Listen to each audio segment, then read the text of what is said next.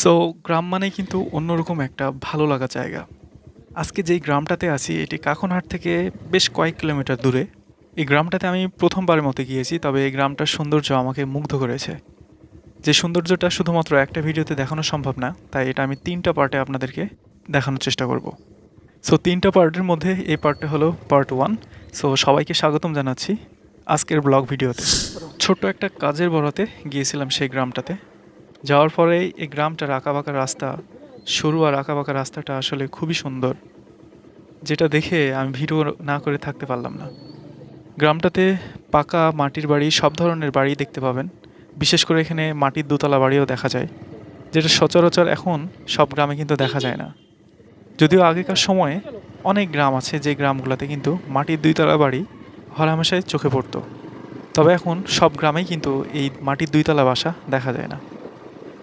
সরু রাস্তা, রাস্তার দুই পাশে সারি সারি গাছ এই রাস্তার সৌন্দর্য বৃদ্ধিতে অনেক বেশি ভূমিকা পালন করেছে। সো গ্রামের রাস্তা হলেও রাস্তাটা অনেক চমৎকার ছিল। যদিও এই রাস্তাগুলো একসময় কিন্তু মাটির রাস্তা ছিল এবং চলাচলে কিন্তু মানুষের অনেক বেশি অসুবিধা হয়েছে। তো বর্তমানে গ্রামের প্রত্যেকটা রাস্তায় কিন্তু পাকা হয়ে গেছে, যার ফলে মানুষের যাতায়াত ব্যবস্থাটা অনেক বেশি উন্নত। খুব সহজেই মানুষ বাজারঘাট শহরে কিন্তু সহজে যাওয়া আসা করতে পারে, যা আজ থেকে ১৫-২০ বছর আগেও কিন্তু খুবই কষ্টকর একটা বিষয় ছিল। বিশেষ করে মাটির রাস্তা দিয়ে অসুস্থ মানুষকে নিয়ে যাওয়াটা সবথেকে কষ্টের বিষয় ছিল।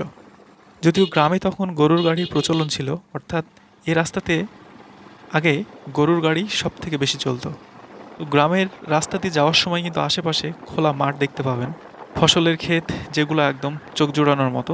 যদিও ধানের সিজন প্রায় শেষ, ধান কাটা হয়ে গেছে, কিছু কিছু জমিতে শুধুমাত্র ধান ছিল, তারপরেও এর সৌন্দর্যটা সবসময় আপনাকে মুগ্ধ করবে।